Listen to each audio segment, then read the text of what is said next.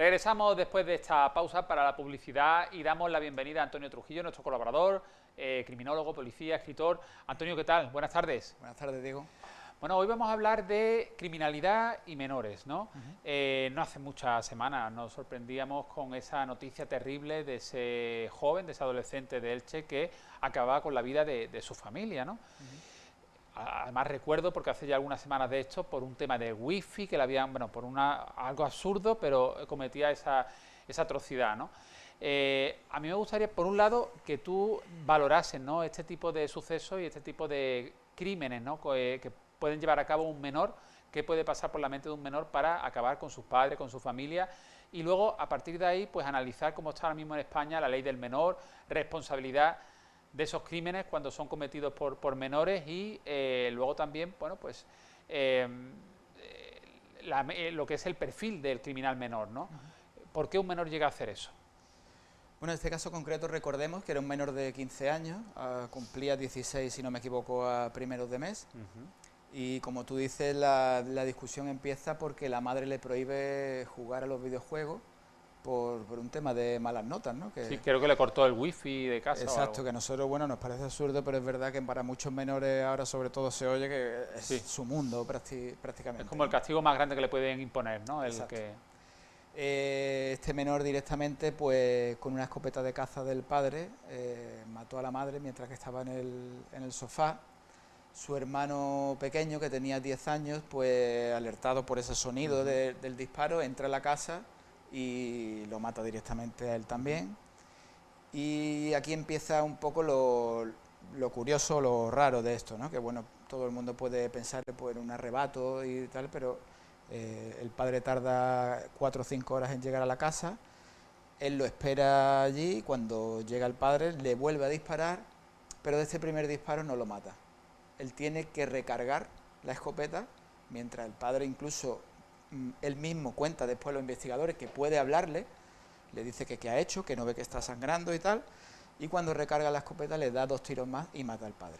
Con lo cual hablamos de una sangre fría que resulta escalofriante, ¿no? En un menor, en cualquier persona, y más en un menor. Ya no estamos hablando de ese arrebato, ¿no? Claro. Un poco más, sobre todo cuando luego se conoce que los cuerpos se descubrieron 3 días después, y durante esos 3 días lo que hizo el niño pues fue jugar a los videojuegos, día y noche, y luego él mismo también dijo que sabía que iba a estar mucho tiempo sin poder jugar cuando lo descubrieran y que quería aprovechar esos últimos días. Entonces, tenemos varios casos muy sonados, ¿no? El caso del Rafita en su momento, que hemos visto ahí también algún que otro titular.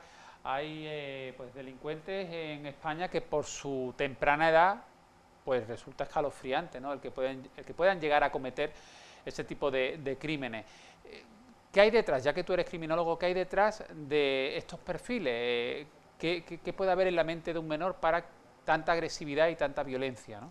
Bueno, en el caso concreto del niño de Elche, pues creo que muchas veces nos hemos encontrado con lo mismo, ¿no? Gente que dice, bueno, que era un niño aparentemente normal, que nunca había dado problemas, que no tenía ningún tipo de antecedente, incluso hasta ese momento nunca había sacado malas notas. Pero yo creo que viendo un poco lo que hizo y sobre todo como dicen que lo contó luego, dicen que lo contó muy fríamente, ¿no? Bueno, y más que fríamente es el contarlo con desapego, ¿no?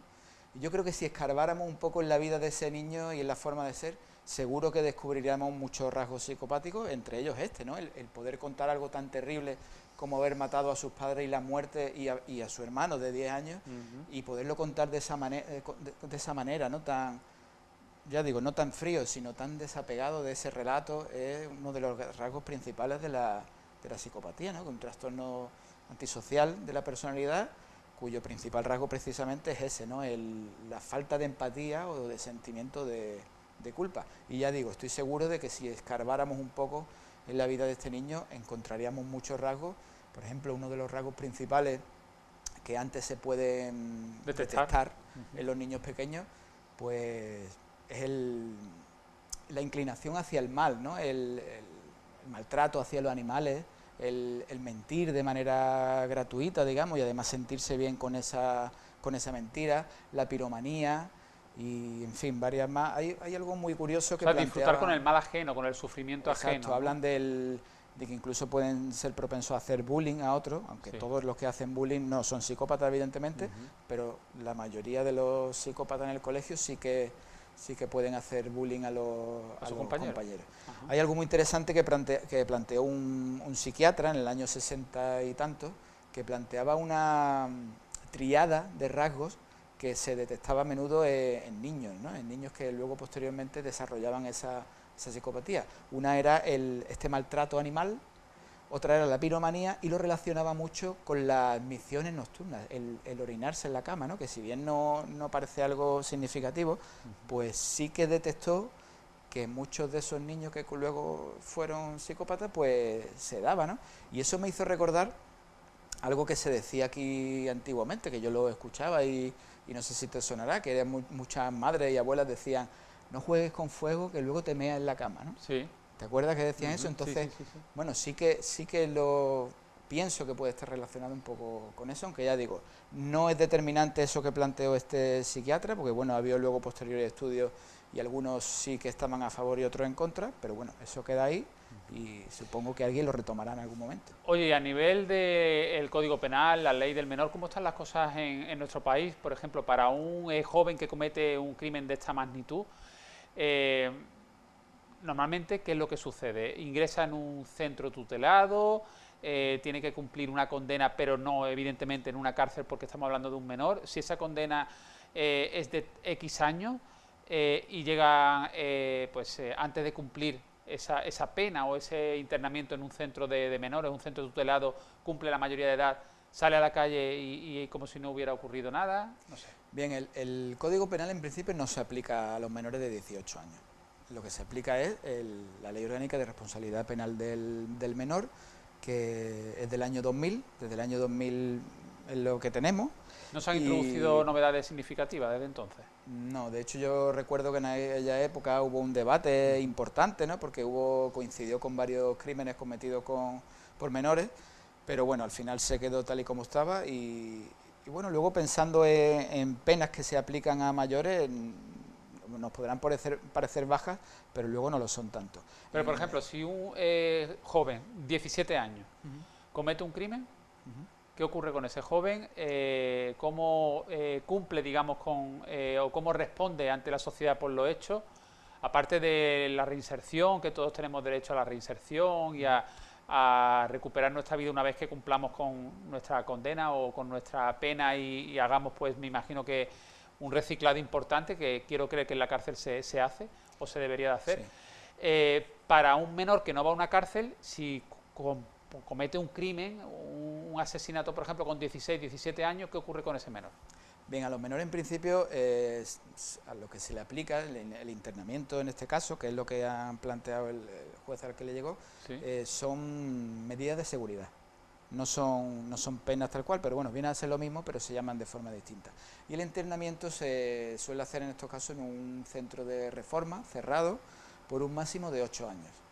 Eso es el máximo que un menor puede cumplir de internamiento. Como decía antes la pregunta, aunque lo cometa siendo menor, luego si cumple la mayoría de edad sigue estando en ese centro. ¿Aún teniendo más de 18 años? Sí, y evidentemente tienen otro tipo de atenciones, se intenta intervenir con ellos pues de otra manera, tienen más psicólogos, más tal, pero bueno, no deja de ser una cárcel descafeinada. Claro, que no por el hecho de tener 16, 17 años, si le imponen un internamiento de 8 años, si cumple los 18 no va a seguir cumpliendo esa condena, por llamarlo de alguna manera, en una cárcel, sino seguiría en ese centro de internamiento.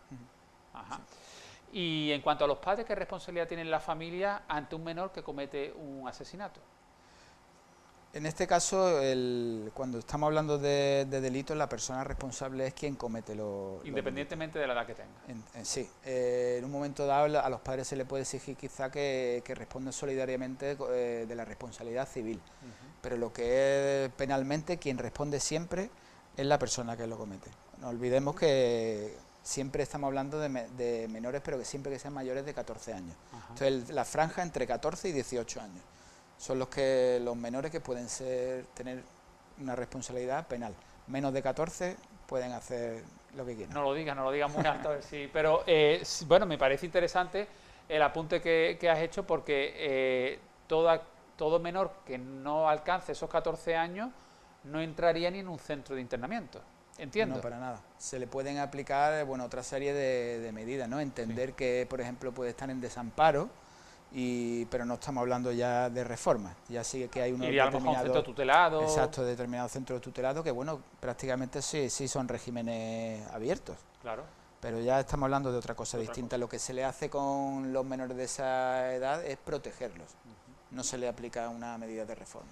Oye, Antonio, ya para terminar, ¿consideras que el Código Penal tal cual está, ya has dicho que el Código Penal solo se aplica a los mayores de edad, pero bueno, la ley del menor sería más correctamente aplicable aquí?